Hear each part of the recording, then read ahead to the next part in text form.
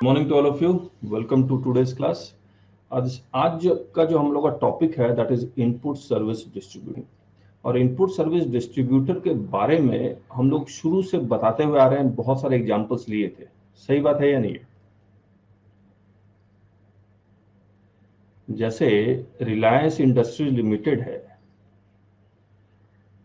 या कोई बैंक है, इनका कॉर्पोरेट ऑफिस मुंबई में है। क्या ये कॉर्पोरेट ऑफिस कोई आउटवर्ड सप्लाई करता है?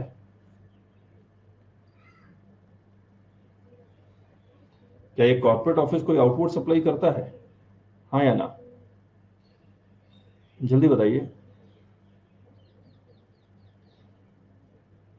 ये कॉर्पोरेट ऑफिस तो कोई आउटवर्ड सप्लाई नहीं करता है, लेकिन इसकी जो फैक्ट्रीज हैं, फैक्ट्री 1, फैक्ट्री 2, फैक्ट्री 3 या कोई रिटेल सेंटर है, आउटवर्ड सप्लाई तो बेसिकली यहीं से होता है। जहां बनेगा वहीं होगा। ये तो सिर्फ एडमिनिस्ट्रेशन के लिए है।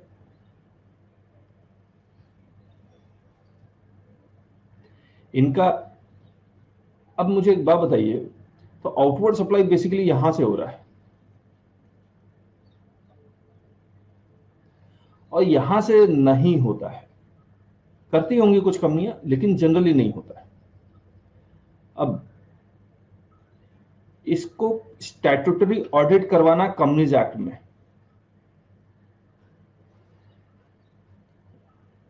तो जो स्टैट्यूटरी ऑडिट होगा तो इसका भी होगा, इसका भी होगा, इसका भी होगा, इसका भी होगा और इसका भी होगा।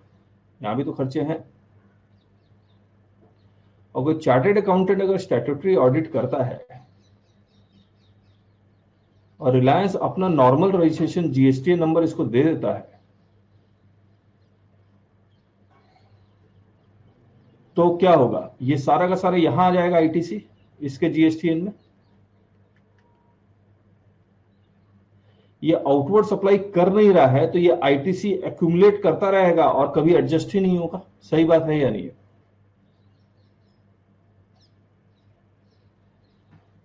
तो आईटीसी बेसिकली वहां होना चाहिए जहां पर आउटवर्ड सप्लाई है, तभी तो एडजस्ट होगा। तो रिलायंस को कहा गया कि आप एक अलग से नंबर लीजिए, आईएसडी, इनपुट सर्विस, गुड्स नहीं है, इन सर्विस का जो सर्विसेज के ऊपर जो आपने टैक्स दिया है उसका इनपुट। तो इनपुट सर्विस डिस्ट्रीब्यूशन का एक अलग रजिस्ट्रेशन लीजिए, सेपरेट रजिस्ट्रेशन। ये सेक्शन 24 में भी था। अब जब स्टैट्यूटरी ऑडिट करवाएं तो रिलायंस अपना नंबर ना दे, अपना जीएसटी नंबर ना दे, आईएसडी का नंबर दे दे। तो चार्टर्ड अकाउंटेंट बिलिंग किसको कर देगा? आईएसडी को कर देगा। फिर आईएसडी डिस्ट्रीब्यूट कर देगा क्रेडिट, वहां क्रेडिट डिस्ट्रीब्यूट करेगा जहां पर आउटवर्ड सप्लाई है। ये सोच के डिस्ट्रीब्यूट नहीं करेगा कि ये क्रेडिट एलिजिबल है या इनएलिजिबल। जो आया ये इसका नहीं है, चाहे एलिजिबल हो या इनएलिजिबल हो, सारा डिस्ट्रीब्यूट कर दे। इसके बाद जो रिसिपिएंट है वो चेक कर लेगा कि ये इनएलिजिबल है तो क्रेडिट क्लेम नहीं करेगा, एलिजिबल है तो क्लेम कर लेगा। आया?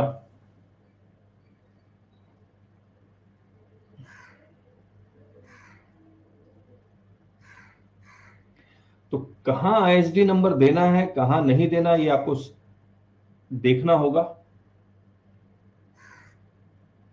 अब आप आगे देखते हैं, मैं आपको और भी बहुत सारी चीजें बता रहा हूं। Input service distributor it do not make any outward supply. ये इनपुट सर्विस डिस्ट्रीब्यूटर का अगर आपने सेपरेट रजिस्ट्रेशन लिया तो ये कोई आउटपुट सप्लाई नहीं करेगा। इसका सिर्फ काम है इनपुट सर्विस यानी कि आईटीसी जो सर्विसेज के ऊपर उसको डिस्ट्रीब्यूट करना। It is centre for only distribution of credit. The centre which wants to distribute ITC shall take separate registration. तो ये ऑप्शनल है। अगर आपका कॉमन सर्विसेज है, आपके पूरे इंडिया में फैक्ट्रीज हैं या रिटेल सेंटर्स हैं या कुछ और हैं, और आप क्रेडिट डिस्ट्रीब्यूट करना चाहते हैं, तभी ये रजिस्ट्रेशन की रिक्वायरमेंट है, वरना नहीं। तो बेसिकली एक तरह का बेनिफिट है जो आपको दिया गया है। सही बात। अब देखिए क्या क्या होगा। ये Reliance industry limited corporate office Maharashtra में है, ये कोई आउटवर्ड सप्लाई यहां से नहीं कर रहा है, no outward supplies from here.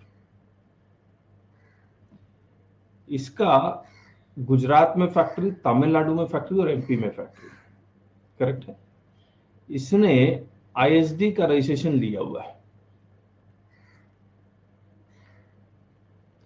ये जब एडवर्टीजमेंट की सर्विसेज लेता है, बताइए ये जो एडवर्टीजमेंट की सर्विसेज है कॉमन सर्विसेज है या नहीं? सभी फैक्ट्रीज के लिए है। मार्केटिंग, कोई प्रोडक्ट का उसको वो करवाना है, सैंपलिंग करवाना है, पता करना है, audit, legal fees, directorship fees. यहां पर बोर्ड ऑफ डायरेक्टर्स में लोग बैठे हुए हैं, तो ये तो सभी को सर्विसेज दे रहे हैं एक्चुअली, तो ये भी कॉमन सर्विसेज है। सॉफ्टवेयर सर्विसेज कॉमन सर्विसेज है। सर्वर चार्जेस, ट्रांसपोर्ट सर्विसेज, ये सारे कॉमन सर्विसेज। और ये भी हो सकता है, ये भी हो सकता है, जरूरी नहीं है कि कॉमन हो, ये भी हो सकता है कि ये एडवर्टीजमेंट उसी प्रोडक्ट्स के लिए हो रहे हैं जो प्रोडक्ट गुजरात में बनता है। पॉसिबिलिटी है। तो ये एडवर्टीजमेंट एक्सक्लूसिवली इसके लिए है। अब कंपनी की ये पॉलिसी है कि गुजरात खर्चा नहीं करेगा। खर्चा कहां से होगा? महाराष्ट्र कॉर्पोरेट ऑफिस से होगा। तो Maharashtra corporate office ISD number दे देगा और इनपुट मिल गया इसको, ये इनपुट सिर्फ और सिर्फ गुजरात को डिस्ट्रीब्यूट करेगा, यानी कि जिसका क्रेडिट है उसी को डिस्ट्रीब्यूट करेगा। आया?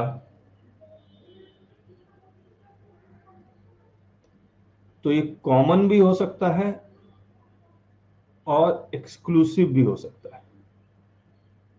दूसरा, अगर एडवर्टीजमेंट सर्विसेज इस गुजरात फैक्ट्री के लिए लिया गया और तमिलनाडु फैक्ट्री के लिए लिया गया, तो डिस्ट्रीब्यूट गुजरात में होगा और तमिलनाडु में होगा, एमपी में नहीं होगा।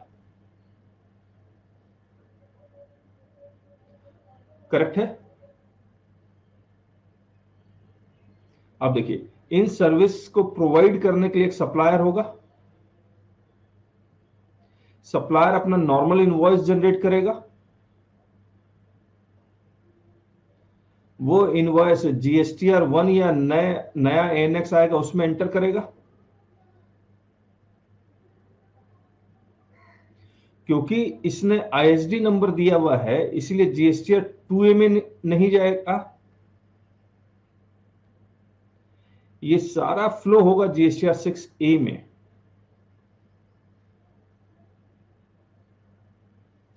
और ये इनवॉइस इसको दे देगा आईएसडी वाले को। तो रिलायंस के पास कितना क्रेडिट डिस्ट्रीब्यूट करना है, वो उसके पास इनवॉइस है और जीएसटीआर 6A में रिफ्लेक्ट हो रहा होगा कि कितने इनवॉइस 1 में चढ़ा दिए गए। सही बात? डिस्ट्रीब्यूट कैसे करेगा? डिस्ट्रीब्यूट कैसे करेगा? आईएसडी इनवॉइस, तो ये इनपुट सर्विस डिस्ट्रीब्यूटर एक आईएसडी इनवॉइस काटेगा। तो जितना डिस्ट्रीब्यूट करना है और उसको मंथली बेसिस पे डिस्ट्रीब्यूट करना कंपलसरी है। तो बड़े बड़े कंपनी में बहुत बड़ा काम है, कई चार्टर्ड अकाउंटेंट सिर्फ इसी काम के लिए लगे हुए होंगे। तो डिस्ट्रीब्यूट कैसे करेगा? आईएसडी इनवॉइस से, मंथली बेसिस पे। और जितना भी डिस्ट्रीब्यूट किया है आईएसडी इनवॉइस से, वो जीएसटीआर 6 में उसकी डिटेल डाल देगा। जब जीएसटीआर 6 में डालेगा तो इनके जीएसटीआर 2A में रिफ्लेक्ट होने लगेगा।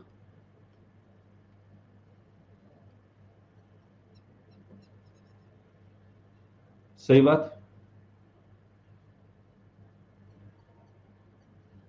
और जीएसटीआर 6 का लास्ट डेट है 13 तारीख।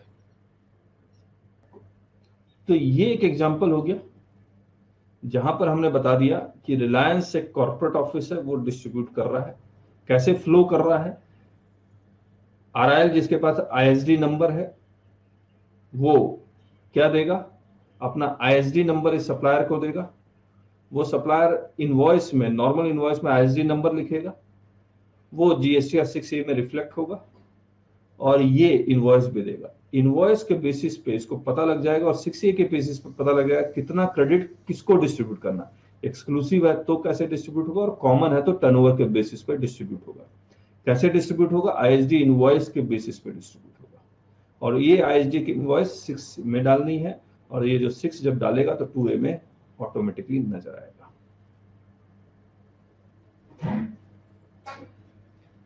अब कौन सा टैक्स करेगा ये अभी बताते हैं आपको।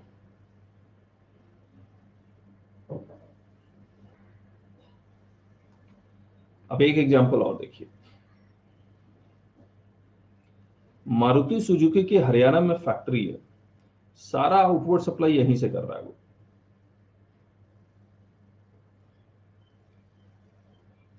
लेकिन इसने अपनी गाड़ी की मार्केटिंग करने के लिए इसने गुजरात में एक मार्केटिंग ऑफिस बनाया हुआ है, यूपी में प्रोक्योरमेंट ऑफिस बनाया हुआ है, और वेस्ट बंगाल में R&D करता है, रिसर्च एंड डेवलपमेंट करता है। यहां से कोई आउटवर्ड सप्लाई नहीं कर रहा है।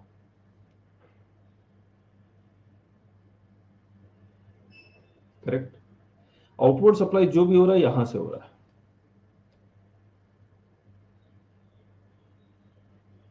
अब बताइए, इनको क्या नॉर्मल रजिस्ट्रेशन लेने की जरूरत पड़ेगी?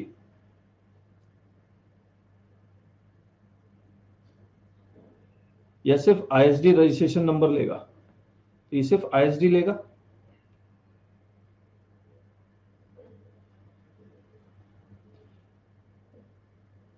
अब जब आईएसडी लेगा तो अगेन ये यूनिट क्या करेंगी? सप्लायर को अपना आईएसडी नंबर देगा, फिर वो सेम चलता रहेगा, सेम चलता रहेगा। इसके जीएसटीआर 6A में, इनके जीएसटीआर 6A में रिफ्लेक्ट होगा। अब ये लोग क्या करेंगे, क्योंकि एक ही है जो आउटवर्ड सप्लाई कर रहा है, इनका पैन और आईएसडी का पैन दोनों सेम है, तो ये अब डिस्ट्रीब्यूट करेगा इसको। कैसे? वही आईएसडी इनवॉइस और जीएसटीआर 6 से। दोनों एग्जाम्पल में फर्क क्या था? पहले एग्जाम्पल में क्रेडिट इधर उधर फैल रहा था, यहां क्रेडिट इकट्ठा हो रहा है।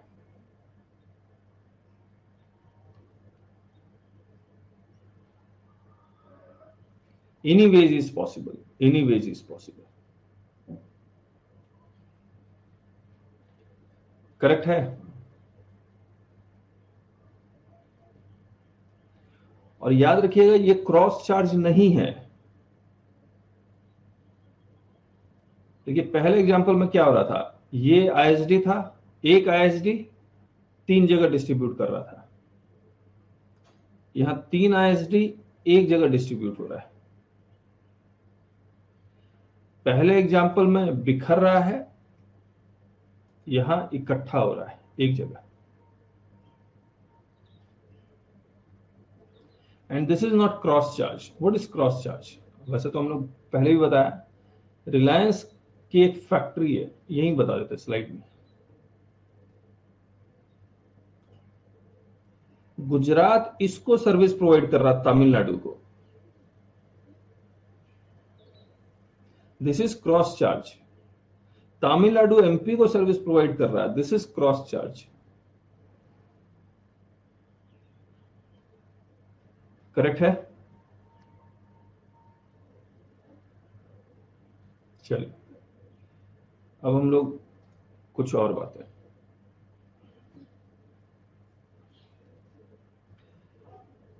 देखिए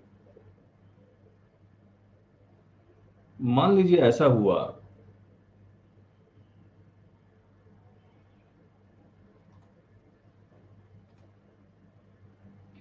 गुजरात ने कुछ सर्विसेज ली, गुजरात और तमिलनाडु दोनों के लिए,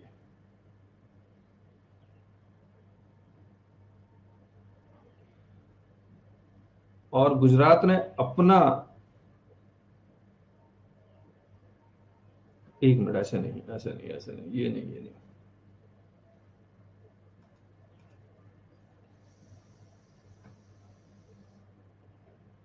क्रॉस चार्ज करने का बेनिफिट, राजेश जी, सवाल ये होना चाहिए, क्रॉस चार्ज करना चाहिए या नहीं करना चाहिए, कंपलसरी है कि या नहीं है? बिल्कुल कंपलसरी है। आईएसडी का क्रेडिट डिस्ट्रीब्यूट करना चाहिए या नहीं चाहिए? कंपलसरी है, मंथली बेसिस पे। आप रख नहीं सकते। आईएसडी का रजिस्ट्रेशन ले लिया आपने तो आपको क्रेडिट डिस्ट्रीब्यूट करना पड़ेगा। और क्रॉस चार्ज में तो कोई रजिस्ट्रेशन की लेने की जरूरत ही नहीं है, आपको क्रेडिट हर हालत में डिस्ट्रीब्यूट करना पड़ेगा। अगर दो यूनिट आपस में कोई सर्विस प्रोवाइड कर रही है तो जो कंजम्पशन है, कंजम्पशन प्रिंसिपल है।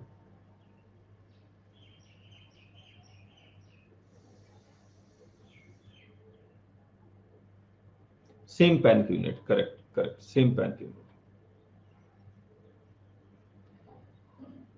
अब देखिए एक चीज, इसको मैं बाद में बताता हूं, पहले कुछ रीडिंग लगाते हैं हम लोग। तो इनपुट सर्विस डिस्ट्रीब्यूटर डिफाइंड है, कैसे डिस्ट्रीब्यूट होगा सेक्शन 20 में लिखा हुआ है। आईएसडी इनवॉइस इशू करना है, वो 54 सबसेक्शन, नहीं सॉरी, 54 सबसेक्शन 1 में लिखा हुआ है, आईएसडी इनवॉइस इशू करना है, करेक्ट है। ये इंट्रोडक्शन आप पढ़ लीजिएगा। इनपुट सर्विस डिस्ट्रीब्यूटर का जरा डेफिनेशन पढ़ लें आपके साथ। Input service distributor means an office of the supplier of goods और सर्विसेज और both which receives tax invoices issued under section 31 towards the receipt of input services and issues a prescribed document under rule 54(1) for the purposes of distributing the credit of central tax, state tax, integrated tax or unitated tax paid on said services to a supplier of taxable goods or services। ये supplier of taxable goods और services कौन हो गया? हमारे example में गुजरात हो गया, तमिलनाडु हो गया और एमपी हो गया। और एक एग्जांपल में जो हमने दूसरा एग्जांपल लिया था जहां पर क्रेडिट इकट्ठा हो रहा था, वहां पर हरियाणा हो गया, मारुति की जो फैक्ट्री थी। और both having the same permanent account number as that of the said office, correct है।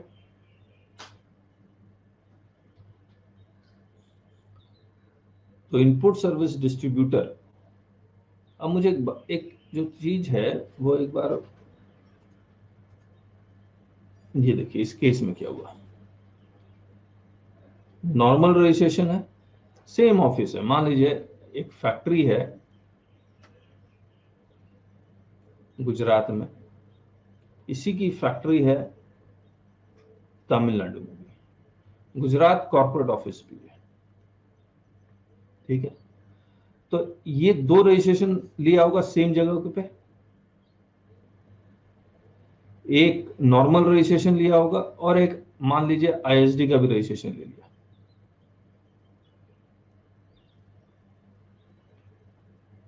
या फिर हाँ एक आईएसडी का भी रजिस्ट्रेशन ले लिया, करेक्ट। अब ये क्या करता है, गलती से हुआ या अनजाने में हुआ, ये कॉमन सर्विसेज इसने जो लिया, इसको आईएसडी नंबर देना था, इसने अपना नॉर्मल रजिस्ट्रेशन नंबर दे दिया। पॉसिबल है या नहीं? और नॉर्मल रजिस्ट्रेशन नंबर दे दिया तो इसके पास आ गया, लेकिन ये क्रेडिट तो तमिलनाडु के लिए भी था, मतलब ये क्रेडिट यूपी के लिए भी था, एमपी के लिए था, एपी था। नॉर्मल रजिस्ट्रेशन से वो इनको डिस्ट्रीब्यूट नहीं कर पाएगा कि कर पाएगा? क्रॉस चार्ज से पॉसिबल है, क्रॉस चार्ज से, लेकिन क्रॉस चार्ज एडवाइजेबल नहीं है,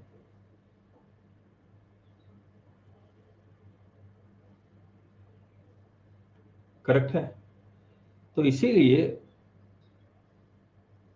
इसीलिए कि क्रॉस चार्ज में वैल्यूएशन का भी इशू आ जाता है कि कितने वैल्यू पे डिस्ट्रीब्यूट होगा। तो यूपी, एमपी और एपी के लिए अगर इसने नॉर्मल रजिस्ट्रेशन दे दिया, अब डिस्ट्रीब्यूट कैसे होगा? क्रॉस चार्ज पॉसिबल है लेकिन वैल्यूएशन का इशू आएगा। तो क्या करना होगा, ये क्या करेगा, ये नॉर्मल रजिस्ट्रेशन वाला ये एक आईएसडी का भी रजिस्ट्रेशन ले लेगा और ये सारा क्रेडिट वो आईएसडी को ट्रांसफर कर देगा, आईएसडी रजिस्ट्रेशन वाले को।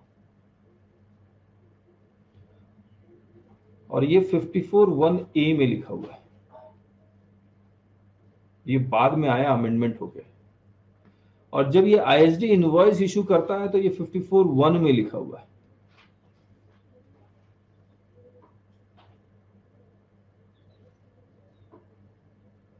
सही बात।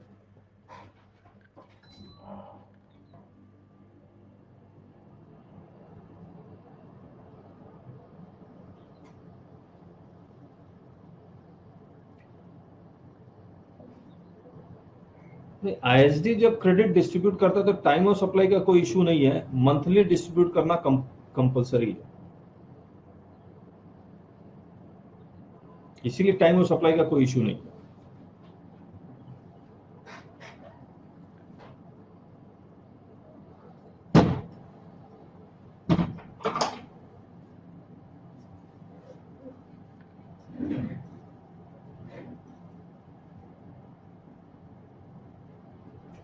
अब ये सब इशू डिस्कस करेंगे, नेक्स्ट मंथ रजिस्ट्रेशन लिया है, कैसे किया।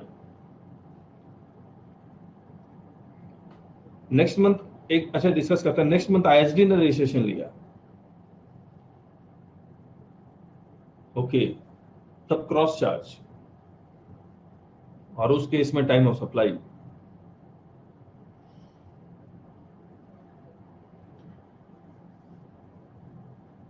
तो मुझे लगता है टाइम ऑफ सप्लाई तो यही होगा कि जब सप्लायर ने इसको इनवॉइस इशू किया और जब ये डिस्ट्रीब्यूट करना चाहता, फिर यहां से 30 डेज काउंट होना चाहिए।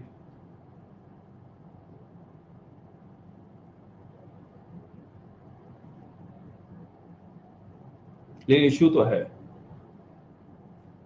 सही सवाल है, इशू है, इसलिए बेटर है आईएसडी।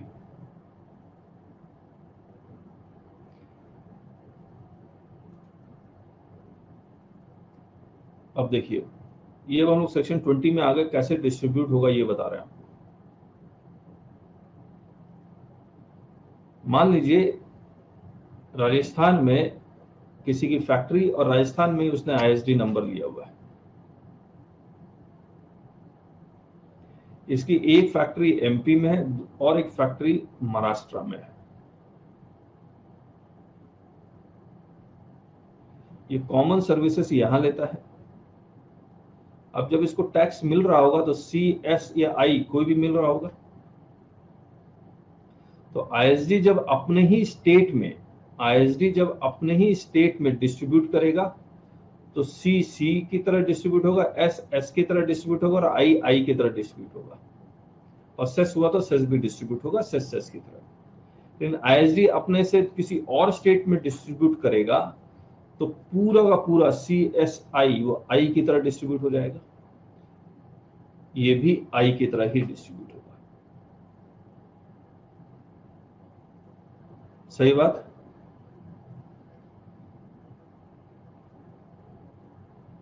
अब क्रेडिट डिस्ट्रीब्यूट किसको करेगा?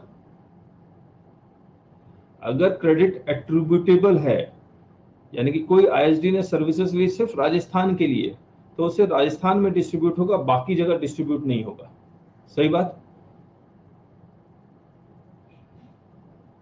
लेकिन आईएसडी ने कोई सर्विसेज अवेल की राजस्थान और एमपी के लिए, तो राजस्थान और एमपी में जो डिस्ट्रीब्यूट होगा वो टर्नओवर के बेसिस पे डिस्ट्रीब्यूट होगा।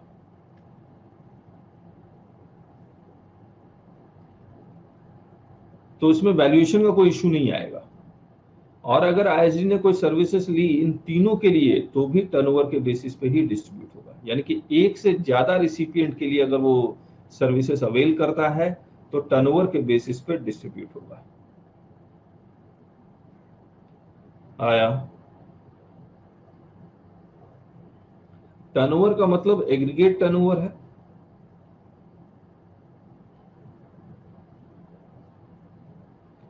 और aggregate turnover basically is turnover in state.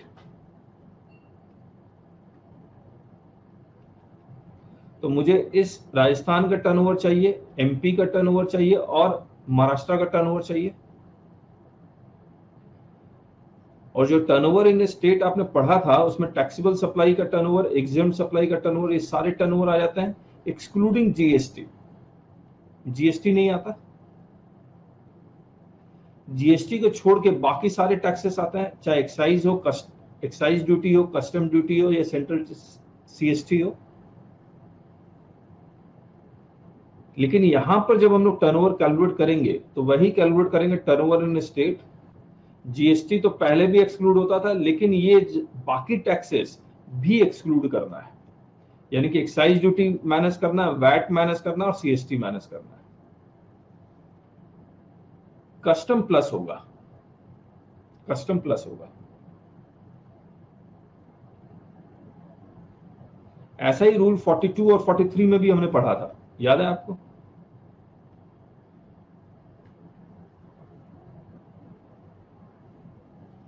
अब आइए,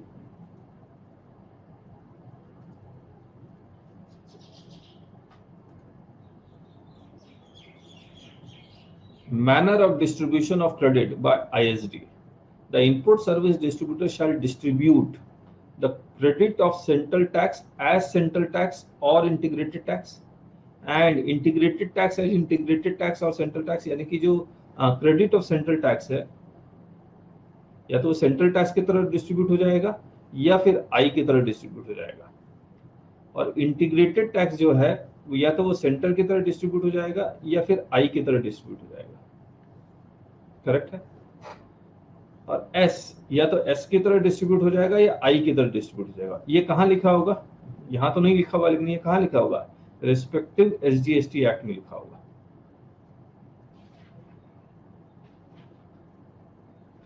by way of issue of a document 54(1), यानी कि आईएसडी इनवॉइस के बारे में बात कर रहा है, containing the amount of input tax credit being distributed in such manner as may be prescribed। और manner कहां prescribed है? रूल 39 में। सेक्शन 39 नहीं है, रूल 39। सेक्शन 39 तो रिटर्न का है, ये रूल 39 है। करेक्ट है?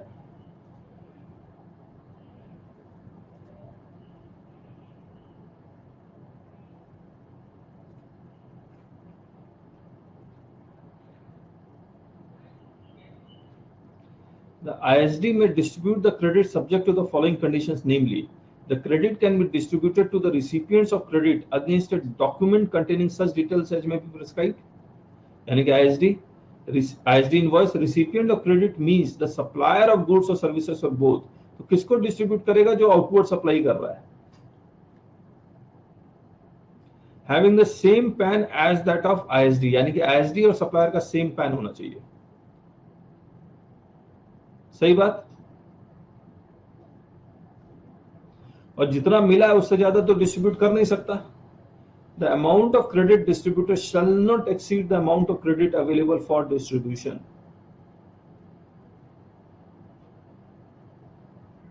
फिर the credit of tax paid on input services attributable to the recipient of credit shall be distributed only to that recipient। यानी कि एक्सक्लूसिवली अगर हमारे एग्जांपल में राजस्थान के लिए गया हुआ तो सिर्फ राजस्थान को डिस्ट्रीब्यूट करेंगे और कोई टर्नओवर कुछ नहीं देखना। लेकिन अगर एक से ज्यादा रिसिपिएंट को डिस्ट्रीब्यूट करेंगे तब टर्नओवर देखेंगे। The credit of tax paid on input services attributable to more than one recipient of credit shall be distributed among such recipients to whom the input service is attributable to such distribution shall be pro rata on the basis of turnover in a state or union territory of such recipient during the relevant period।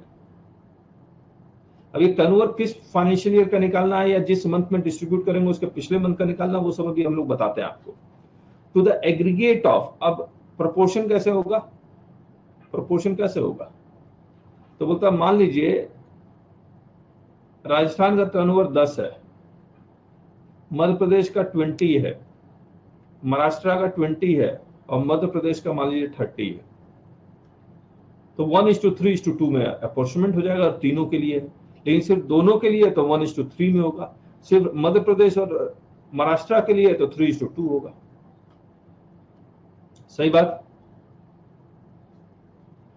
To the aggregate of the turnover of all such recipients to whom such ISD is attributable and which are operational in the current year, यानी कि चालू भी रहना चाहिए during the said relevant period। तो ये सब अभी एग्जांपल से हम अभी बताएंगे आपको। फिर उन्होंने लिखा टर्नओवर इन रिलेशन का मतलब क्या होता है, बोलता है एक्साइज ड्यूटी हटा दीजिए, सेल्स टैक्स हटा दीजिए यानी कि वैट, और सीएसटी हटा दीजिए। बाकी जीएसटी तो हटेगा ही हटेगा, कस्टम ड्यूटी हटाने के लिए कहा नहीं गया है, तो कस्टम ड्यूटी इंक्लूड होगा। सही बात।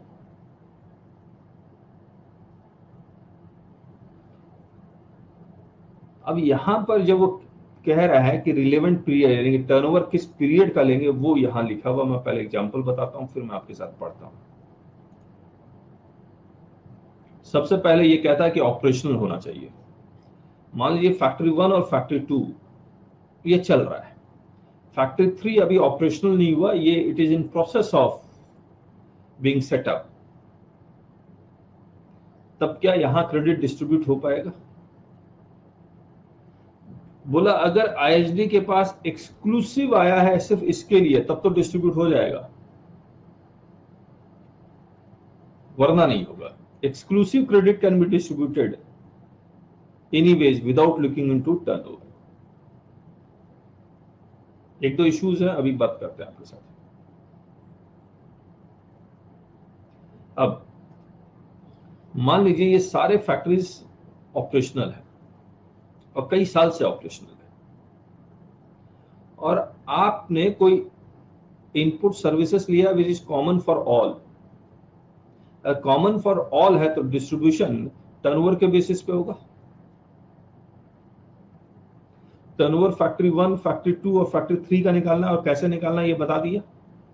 जीएसटी हटा दीजिए, एक्साइज और वैट और सीएसटी हटा दीजिए, तो टर्नओवर इन स्टेट निकल जाएगा। इसके बाद आप क्या करें, बोला कि जिस मंथ आपको जिस फाइनेंशियल ईयर में डिस्ट्रीब्यूट करना है, मान लीजिए फाइनेंशियल ईयर 2 में डिस्ट्रीब्यूट करना है, तो आपको टर्नओवर फाइनेंशियल ईयर 2 का नहीं लेना है, या फिर मई में डिस्ट्रीब्यूट करना तो अप्रैल का टर्नओवर नहीं लेना है, बोलता फिर फाइनेंशियल ईयर 1 का टर्नओवर लीजिए, प्रीसीडिंग फाइनेंशियल ईयर का। तो ये जो टर्नओवर लेना है वो ये प्रीसीडिंग फाइनेंशियल ईयर का लेना है, करेक्ट है।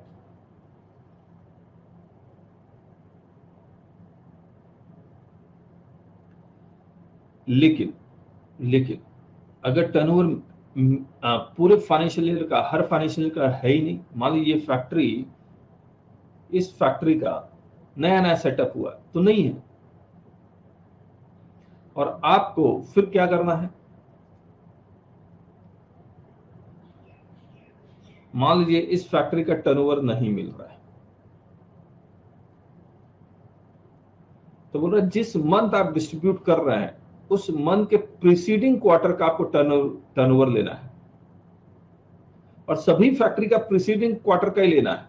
आप किसी का फाइनेंशियल ले लेंगे और किसी का क्वार्टरली ले लेंगे तब तो यूनिफॉर्मिटी नहीं आएगी, रेशियो आपका खराब हो जाएगा। तो पूरे फैक्ट्री का कौन सा लेना है, तो अगर आप डिस्ट्रीब्यूट कर रहे हैं यहां इस मंथ तो ये लेना है, यहां डिस्ट्रीब्यूट कर रहे हैं तो भी यहां ये वाला लेना है, ये वाला इस मंथ में डिस्ट्रीब्यूट कर रहे हैं तो भी ये वाला लेना है। अगर आप यहां अक्टूबर में डिस्ट्रीब्यूट कर रहे हैं तो जुलाई अगस्त सितंबर वाला लेना है।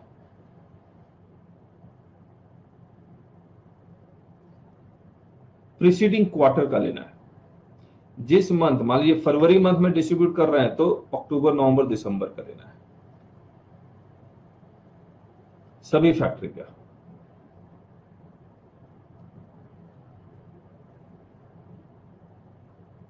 आया?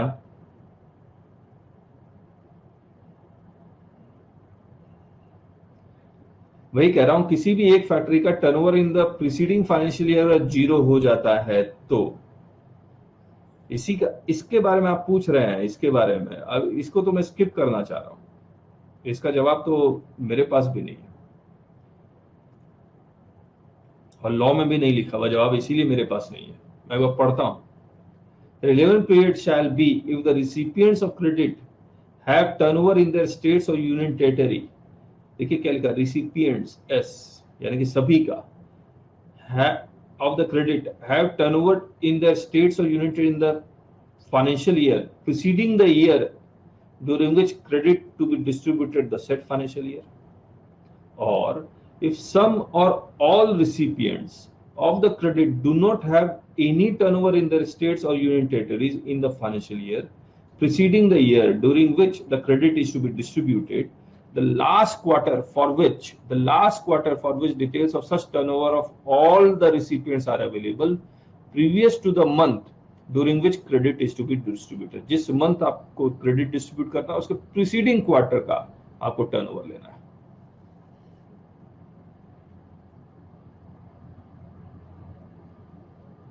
ठीक है, फिर ये कहता है the credit of tax paid on input services attributable to all recipients of credit shall be distributed among such recipients on, and such distribution shall be pro rata on the basis of the turnover in a state or turnover in a union territory of such recipient during the relevant period to the aggregate or turnover of all recipients and which are operational in the current year during the said relevant period।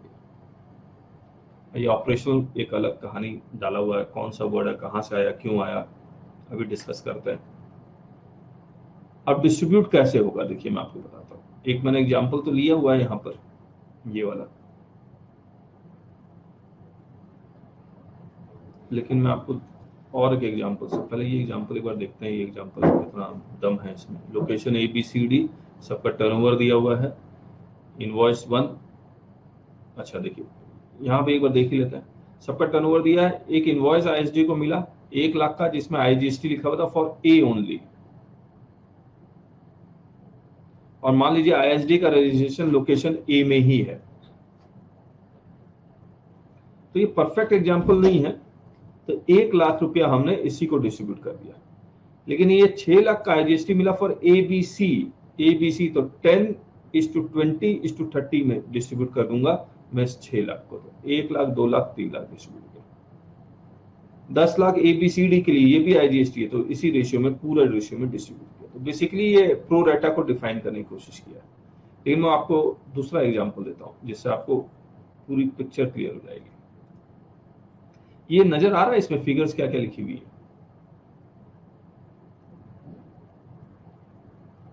Okay ठीक है। अब देखिए हमने क्या, ये हमारी Excel sheet बनाई हुई है, उसी एक्सेल शीट में आपको कॉपी पेस्ट हमने यहाँ कर दिया। यहाँ क्या लिखा हुआ, turnover of all states in a preceding financial year available. आपसे पहला सवाल कर रहा है कि सभी स्टेट्स पे जो यूनिट लोकेटेड है जिनका आउटवर्ड सप्लाई हो रहा है, क्या उनका सभी स्टेट्स का प्रीसीडिंग फाइनेंशियल ईयर का टर्नओवर अवेलेबल है या नहीं है। या तो आप यस लिखेंगे या नो लिखेंगे। अगर नो लिखा, इसका मतलब अब टर्नओवर आपको क्या लेना होगा, turnover of the preceding quarter लेना होगा। तो फिर हम लोग यहाँ आ गए। तो जब एक्सेल शीट में जैसे ही यस लिखते हैं तो यहाँ पर प्रीसीडिंग फाइनेंशियल ईयर आ जाता है बस। अब आपको यहाँ पर महाराष्ट्र, तमिलनाडु, वेस्ट बंगाल और कर्नाटका, इसको छोड़ देते हैं। यहाँ पर आपको टर्नओवर एंटर करना पड़ता है, करेक्ट है। अब जब टर्नओवर एंटर हो जाएगा तो अब आपको इनवॉइस वाइज डिस्ट्रीब्यूट होगा। आपको एक इनवॉइस नंबर 1 मिला जिसमें आई लगा हुआ था, सी लगा हुआ था और एस लगा था। एग्जाम्पल के तौर में, वैसे तो तीनों नहीं लगता है, लेकिन फिर भी समझाने के लिए तीनों लगा हुआ था। फिर आपको यहाँ पर ड्रॉप डाउन मेनू से यस नो सेलेक्ट करना पड़ता है। ये इनवॉइस सिर्फ महाराष्ट्र के लिए आया है, बाकी सब जगह नो है। तो ये इनवॉइस का क्रेडिट है वो सिर्फ कहां डिस्ट्रीब्यूट होगा, महाराष्ट्र में होगा। और यहां देखिए लिखा हुआ Maharashtra is registered as ISD, यानी credit distribute Maharashtra to Maharashtra हो रहा है। सही बात।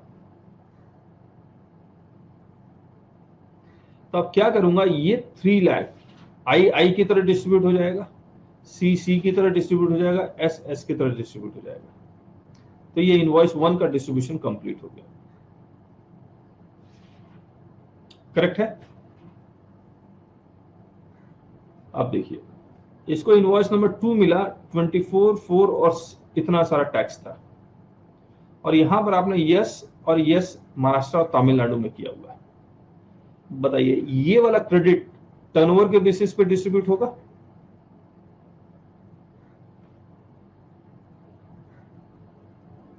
नो लिख रहे हैं राजेश जी। एक से ज्यादा यूनिट में है तो टर्नओवर आ जाएगा।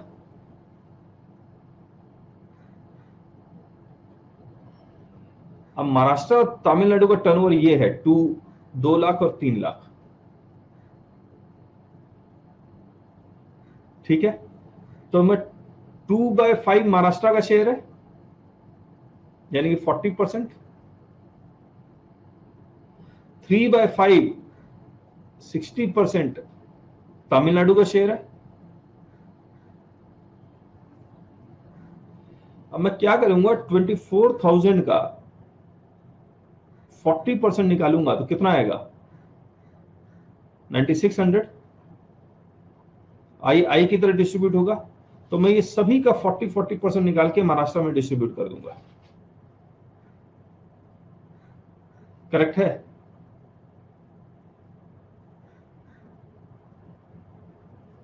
इसके बाद अब मुझे महाराष्ट्र से तमिलनाडु डिस्ट्रीब्यूट करना, ये सारा credit as an I distribute होगा। सी को मैं सी की तरह डिस्ट्रीब्यूट कर सकता हूं या फिर आई की तरह, एस को एस की तरह डिस्ट्रीब्यूट कर सकता हूं या फिर आई की तरह, और आई तो आई की तरह डिस्ट्रीब्यूट होगा, तो मैं सबको जोड़ दूंगा, और सेस हमेशा सेस की तरह ही डिस्ट्रीब्यूट होगा, ये याद रखिएगा। इन सबको जोड़ दूंगा, कितना आता जोड़ के ये 36,000। 36,000 का मैं 60% निकालूंगा, वो पूरा आई में चला जाएगा। आया?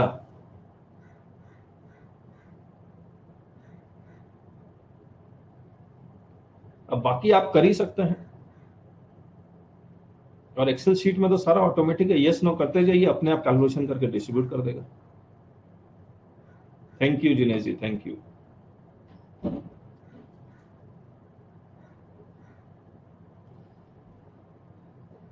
मान लीजिए ये इनवॉइस नंबर 2 में फूड सर्विसेज होता तो भी डिस्ट्रीब्यूट करना पड़ता, इवन इफ ब्लॉक्ड। हाँ, भेज देंगे भेज देंगे।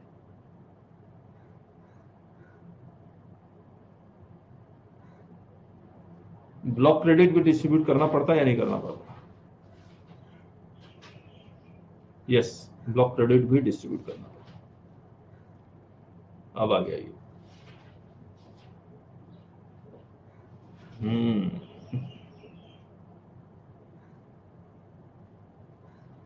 तो एलिजिबल क्रेडिट इनएलिजिबल क्रेडिट दोनों डिस्ट्रीब्यूट, और इनएलिजिबल क्रेडिट डिस्ट्रीब्यूट करने का कारण भी यही है कि जिस स्टेट का है उस स्टेट को मिल जाएगा, और वो स्टेट को कंजम्पशन बेसिस पर उस टैक्स का पाई मिल जाएगा।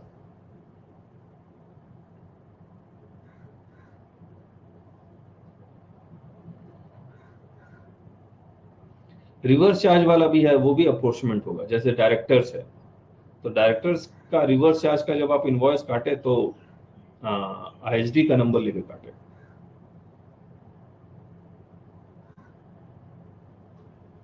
और बाई चांस कॉर्पोरेट ने काट दिया है तो मैंने बता ही दिया, कॉर्पोरेट आईएसडी को दे देगा, आईएसडी फिर डिस्ट्रीब्यूट कर देगा।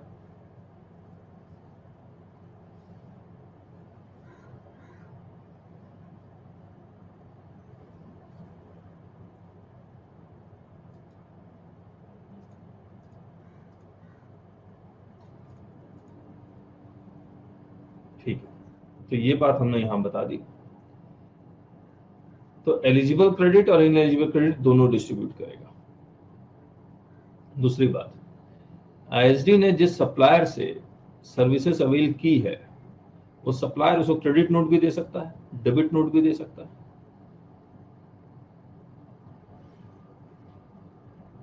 तो क्रेडिट नोट मिलेगा तो उसको क्रेडिट आईएसडी को इस क्रेडिट नोट के बेसिस पे ही आईटीसी रिड्यूस भी करना पड़ेगा, और डेबिट नोट के बेसिस पे आईटीसी बढ़ाना भी पड़ेगा। आया? तो मुबारक हो, मुबारक हो, कंप्लीट है। अब हम लोग थोड़ा बहुत रीडिंग लगा लेते हैं आपके साथ। 54 रूल 54(1), ये 50 content of ISD invoice for ISD credit note for distribution of credit and input service distributor invoice ISD invoice or input service distributor credit note issued by the input service distributor shall contain the following details. So name and address of GSTN of the input service distributor, फिर numbering उम्बरिंग होनी चाहिए, date of issue, name and address of GSTN of the recipient जिसको आपको credit distribute करना है, amount of credit distribution, फिर signature वगैरह वगैरह लिखा हुआ है। Provided that where the input service distributor is an office of a banking company or a financial institution, including a non-banking financial company, a tax invoice shall include any document in lieu thereof, by whatever name called, whether or not serially numbered, but containing the information as mentioned. यानी कि इन तीन company को, banking, financial और non banking को serial number करना जरूरी नहीं है। ठीक है,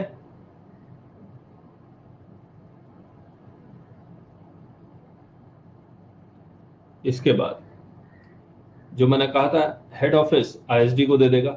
रजिस्टर्ड पर्सन यानी नॉर्मल रजिस्ट्रेशन वाला, having PAN and state code as an input service distributor may issue an invoice, a credit note और debit note to transfer the credit of common input services to input service distributor which shall contain the following details.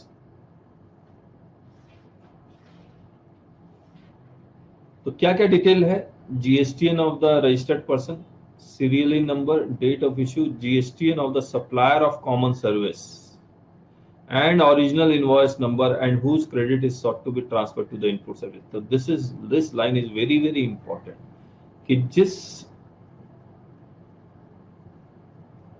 Common services का credit को आप transfer करना चाह रहे हैं उसका original invoice का रेफरेंस नंबर और उसका GSTN नंबर भी।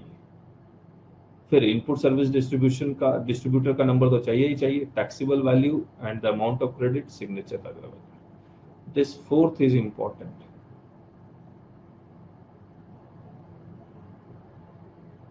ये स्लाइड में बता देता हूं।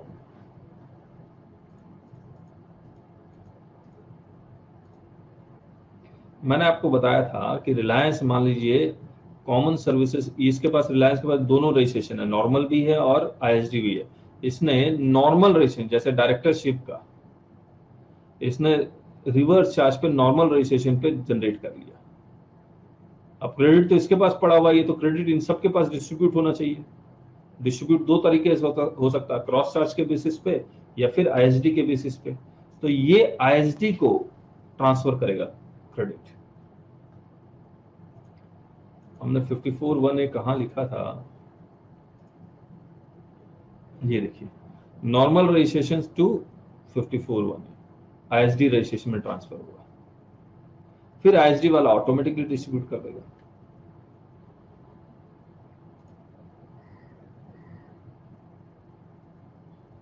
तो it simply means if head office has received any services against an invoice, then it can raise an invoice to ISD so that ISD is able to distribute the credit. Rule 39(1), procedure for distribution of ITC by input service distributor. अब देखिए procedure में, देखिए monthly का सारा concept आ जाएगा। An input service distributor shall distribute input tax credit in the manner and subject to following conditions, namely the input tax credit available for distribution in a month shall be distributed in the same month, जिस month मिला उसी month distribute कीजिए, and the details thereof shall be furnished in GSTR 6 in accordance with the provisions of chapter 8। तो distribution in a month यानी कि अगर 30 अप्रैल को मिला तो 30 अप्रैल को ही डिस्ट्रीब्यूट होना चाहिए। यानी कि ऑब्वियसली ये मुझे तो लगता है कि ये अगर प्रैक्टिकली अगर देखें तो जैसे जैसे इनवॉइस मिलता जाए वैसे वैसे आईएसडी अपना इनवॉइस काटता रहे फटाफट, तभी पॉसिबल है। तो 30 अप्रैल को मिला, 1 मई को काटने बैठ रहा तो डेट डाले 30 अप्रैल का, सही बात।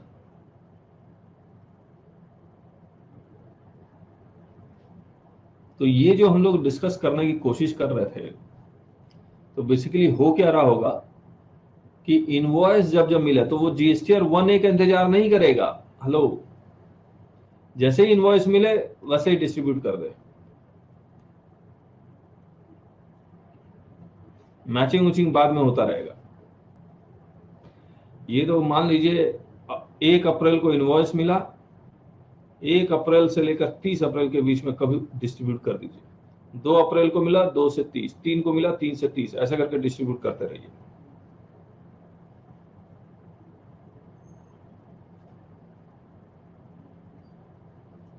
तो यहाँ एग्जाम्पल लिखना होगा। अब प्लीज मुझे है ना एक बार व्हाट्सअप कर दीजिएगा और मुझे बता दीजिएगा एग्जाम्पल लिखना है।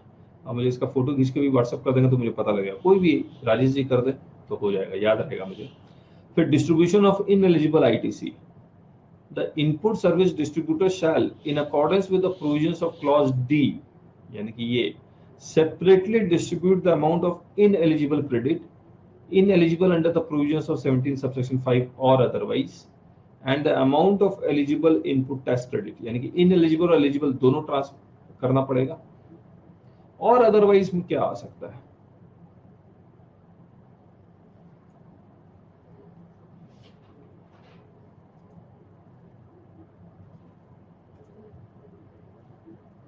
मान लीजिए आईएसडी है, आईएसडी तो सर्विसेज लेता रहेगा, इसको क्या मतलब है? एमपी, राजस्थान, महाराष्ट्र, आईएसडी को नहीं पता 17(5) क्या होता है, या इसको अलग से निकालना पड़ेगा। भैया ये 17(5) है, नहीं पता होता तो पता कर ले, यानी कि ये इनएलिजिबल है, ये एलिजिबल है। करेक्ट है। ये महाराष्ट्र सिर्फ एग्जाम सप्लाई करता है, ये टैक्सेबल सप्लाई करता है, ये भी टैक्सेबल सप्लाई करता है। अब ये 17(5) को तो देख पाएगा, लेकिन इसको और अदरवाइज को, यानी कि अगर महाराष्ट्र एक्सक्लूसिव एग्जाम सप्लाई कर रहा है तो भी इसको महाराष्ट्र को क्रेडिट डिस्ट्रीब्यूट करना पड़ेगा। फिर महाराष्ट्र क्या करेगा? फिर महाराष्ट्र ये चेक करेगा ये क्रेडिट उसके लिए एलिजिबल है या नहीं। अगर इनएलिजिबल है तो ये क्रेडिट अवेल ही नहीं करेगा।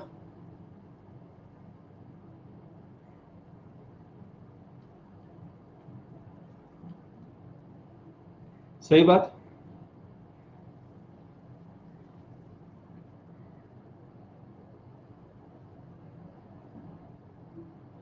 तो ये कैसे इनवॉइस का अगर आप कंटेंट देखेंगे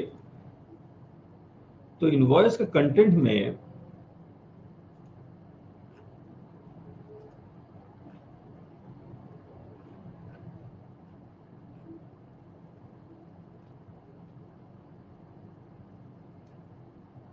इस इनवॉइस के कंटेंट में एसएसी कोड मिसिंग है, पर्टिकुलर्स ऑफ सर्विस मिसिंग है,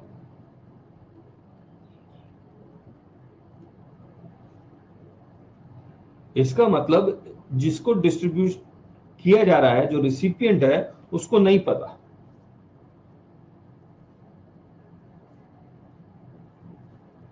लेकिन आईएसडी को तो पता है,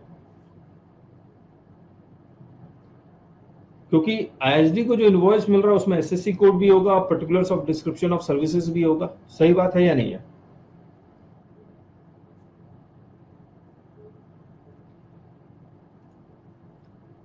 तो बेसिकली ये ब्लॉक क्रेडिट को अलग कर लेगा बस, बाकी सब एलिजिबल हो जाएगा। इस एलिजिबल में एलिजिबल और इनएलिजिबल रिसिपिएंट के ऊपर रिसिपिएंट को डिसाइड करना पड़ेगा। सही बात।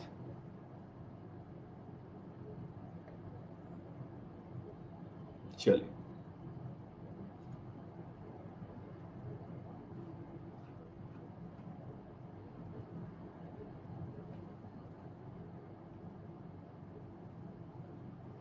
अब ये डिस्ट्रीब्यूट कैसे होगा उसके बारे में लिखा हुआ है, और वो मैंने आपको एक्सेल शीट में ये जो टर्नओवर वाला कॉन्सेप्ट था वो बता दिया। आप एक बार पढ़ेंगे तो जो हमने बताया वही मतलब निकलेगा। तो एक बार पढ़ जरूर लीजिएगा ताकि इंटरप्रिटेशन आ जाए।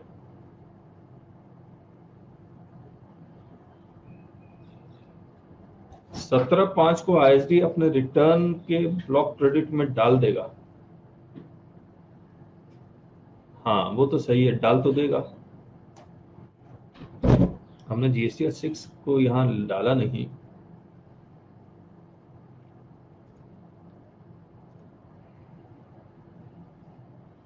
जीएसटी 6 और 6A का कंटेंट एक बार देख लेते हैं।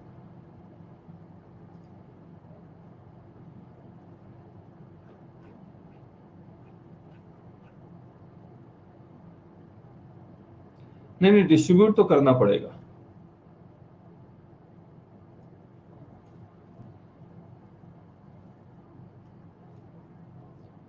बिना डिस्ट्रीब्यूट किए तो पॉसिबल ही नहीं है राजेश जी।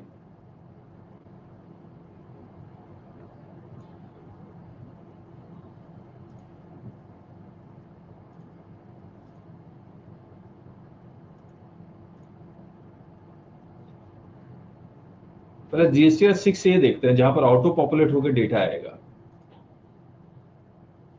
ये डेटा आता है और इस डेटा में लिखा हुआ क्या है, यानी कि सप्लायर जब अपना इनवॉइस भरेगा तो 2A में नहीं आता, 6A में आता। यही बताया था आपको। Auto drafted from GST R1। और हमने रिटर्न जब हम लोग कर रहे थे वहां भी बहुत इसको डिस्कस किया होगा हमने। ये इनवॉइस की डिटेल्स आ रही है, करेक्ट है। यहाँ डेबिट नोट और क्रेडिट नोट की डिटेल आ रही है। बस अब इतना ही आ रहा है। 6 में देखते हैं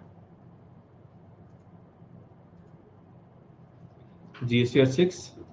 यहाँ देखिए क्या क्या करना पड़ेगा। GST of supplier input tax credit receipt for distribution, यानी कि हर एक इनवॉइस की वो डिटेल डाल रहा है जो जो इनवॉइस वो डिस्ट्रीब्यूट कर रहा है। इसीलिए हमने एक्सेल शीट में क्या किया था, इनवॉइस वाइज डिस्ट्रीब्यूट किया था। अब देखिए क्या कर रहा है, ISD total ITC available for distribution, उसमें से एलिजिबल कितना और इन एलिजिबल कितना, ये 17/5 है।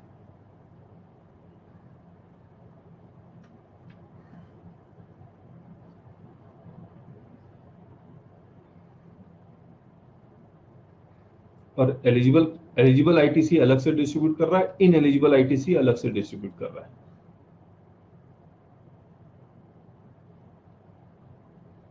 और यहां ड्रॉप डाउन में आ जाएगा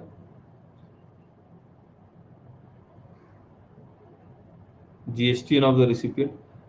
रिसिपिएंट अनरजिस्टर्ड हो सकता है, इन्होंने लिखा हुआ तो है फॉर्म में। क्या रिसिपिएंट अनरजिस्टर्ड हो सकता है? Is it possible?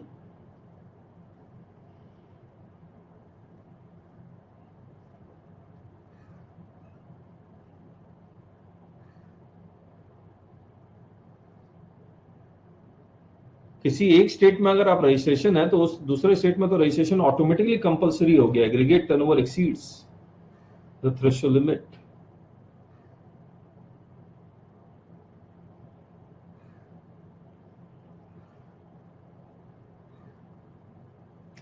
तो मेरे हिसाब से पॉसिबल नहीं है। ये देखिए आईएसडी इनवॉइस, जिस इनवॉइस से वो डिस्ट्रीब्यूट कर रहा है,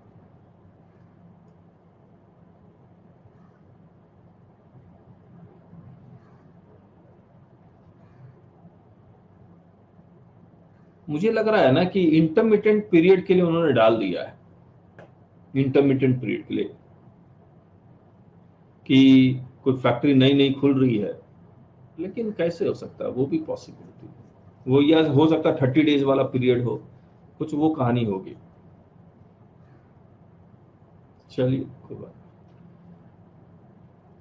तो अब जो मैं बता रहा था आपको कि आईएसडी को, इनपुट सर्विस डिस्ट्रीब्यूटर को एलिजिबल और इन एलिजिबल में सिर्फ डिस्ट्रीब्यूट करना, हटाना है। बाकी अगर महाराष्ट्र सिर्फ एग्जाम सप्लाई कर रहा है तो वो उसके लिए इन एलिजिबल हो जाएगा।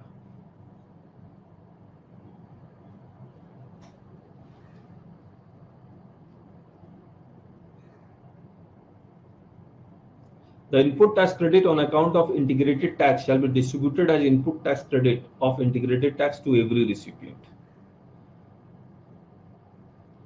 ये इन्होंने क्या लिखा, आई हमेशा आई की तरह ही डिस्ट्रीब्यूट होगा, ये तो ठीक है, इन्होंने क्लैरिफाई कर दिया, हमने भी वही किया था।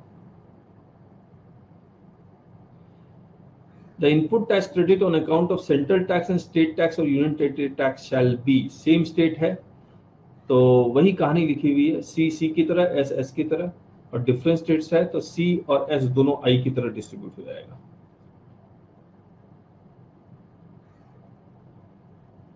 The input service distributor shall issue an ISD invoice 54(1) of clearly indicating in such invoice that it is issued only for distribution of input tax credit। तो ये बोल्ड में लिखना पड़ेगा इनवॉइस के ऊपर, जिस तरह से कंपोजिशन लेवाई लिख रहे हैं, एक्सपोर्ट का कहानी लिख रहे हैं। Credit note for reduction of ITC, the ISD shall issue an ISD credit note as prescribed in rule 54(1) for reduction of credit in case of ITC already distributed gets reduced for any reason. यानी कि supplier अगर reduce करता है तो ISD को correspondingly reduce करना पड़ेगा same month में। उसी तरह से debit note for increased ISD.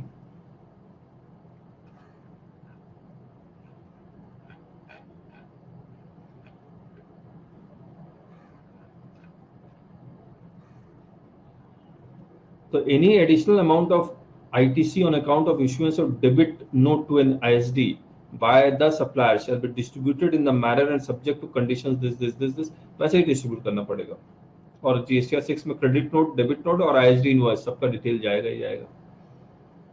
In fact GSTR 6A में ऑटो पॉपुलेट होके आ जा रहा है। कहाँ गया जीएसटीआर 6A?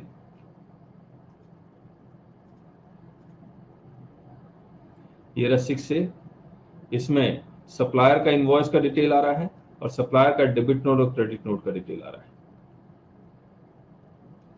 फिर जब आईएसडी डिस्ट्रीब्यूट करेगा तो ये इनवॉइस, डेबिट नोट और क्रेडिट नोट का भी वो अकाउंट फॉर कर लेगा।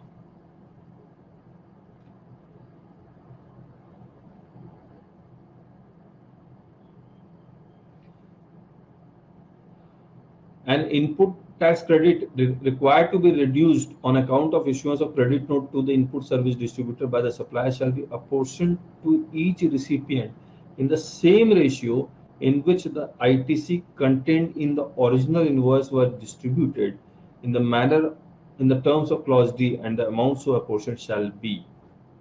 ये लाइन समझ में आई आपको क्या कह रहा है ये?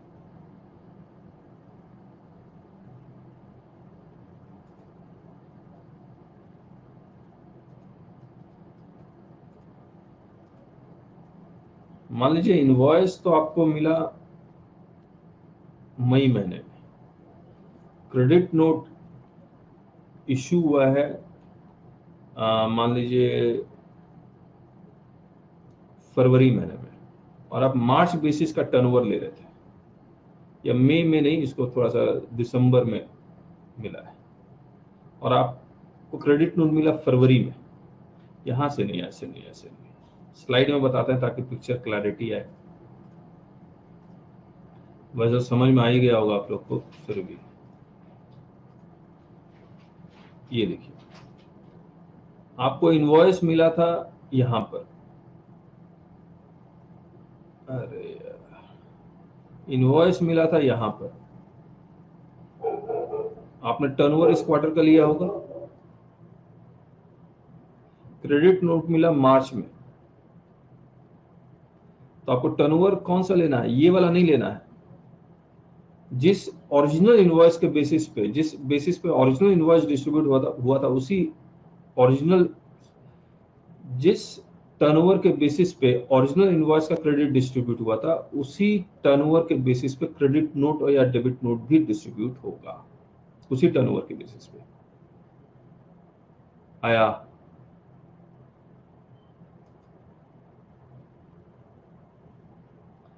तो ये वही कहना चाह रहा है।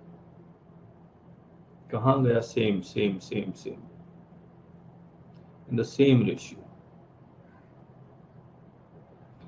reduced from the, and a portion shall be reduced from the amount to be distributed in the month in which credit note is included in the return of GSTR 6, या फिर added to output tax liability of the recipient यानी कि अगर reduce नहीं हो पाया क्योंकि recipient का आईटीसी खत्म हो गया था, तो रिसिपिएंट आउटपुट टैक्स उतने रुपए का बढ़ा देगा। Added to the output tax liability of the recipient where the amount so apportioned is in the negative by virtue of the amount of credit under distribution being less than the amount to be adjusted. आया? फिर से तो लिखना पड़ेगा। मान लीजिए financial year 1, financial year 2, financial year 3। Invoice यहां मिला आपको, टर्नओवर ये वाला लिया होगा आपने,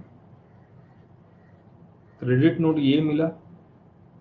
तो रूल तो ये कहता है जिस जिस जिस मंथ में डिस्ट्रीब्यूट करना उसके प्रीसीडिंग फाइनेंशियल ईयर का टर्नओवर लीजिए।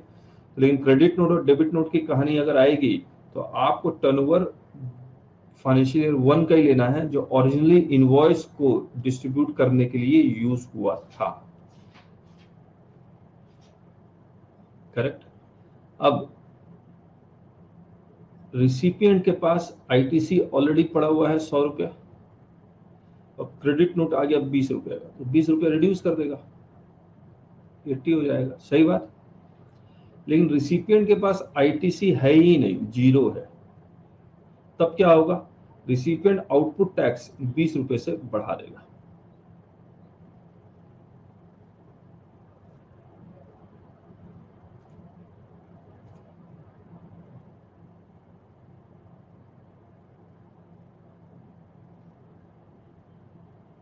अब if the amount of ITC distributed by an input service distributor is reduced later for any other reason for any of the recipients, including that it was distributed to a wrong recipient by the ISD, the process contained in this shall apply mutatis mutandis for reduction of credit.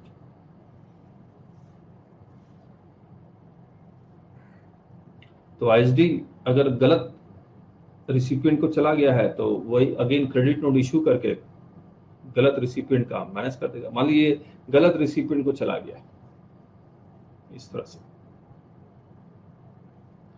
इसको ITC मिल गया 20 रुपए का, तो ISD क्या करेगा, इसको credit note issue कर देगा और वही प्रोसेस अपना लेगा। ठीक है।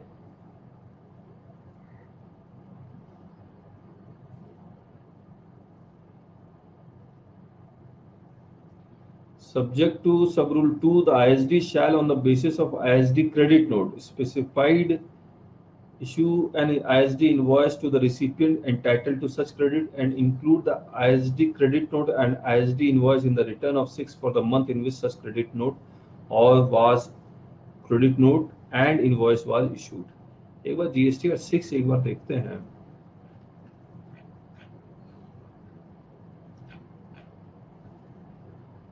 GSTR 6 input tax credit receive for distribution, eligible ineligible कर लिया, डिस्ट्रीब्यूशन कर लिया इनवॉइस के बेसिस पर, आईएसडी इनवॉइस के बेसिस पर। अब ये क्रेडिट नोट इशू करेगा। अमेंडमेंट छोड़ते हैं एक बार।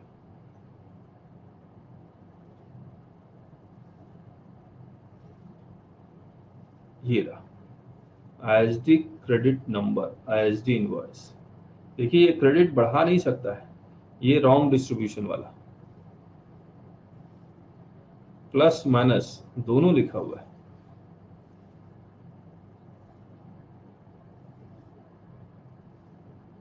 हाँ ठीक है, प्लस माइनस डेबिट नोट मिलेगा तो वो, अच्छा देखिए खास बात, आईएसडी डेबिट नोट इशू कभी नहीं कर रहा। आईएसडी जब भी इशू कर रहा है वो क्रेडिट नोट ही इशू कर रहा है,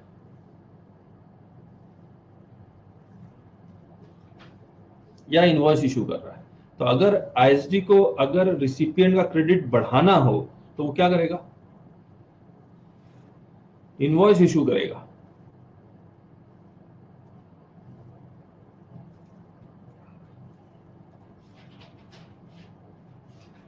तो सप्लायर इनवॉइस इशू करता है,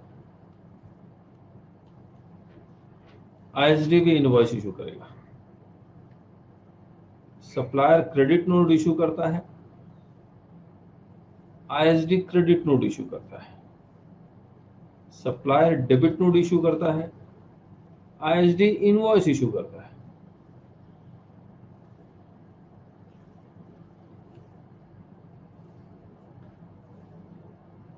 सही बात है।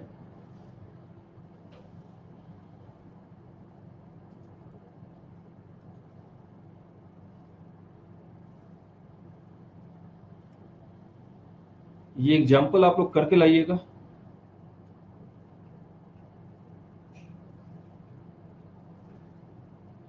फिर ये रूल 65, रूल 21 हम लोग नेक्स्ट क्लास में करेंगे, और सर्कुलर बचा हुआ है वो सब हम लोग सब नेक्स्ट क्लास में करेंगे, प्लस एमसीक्यू।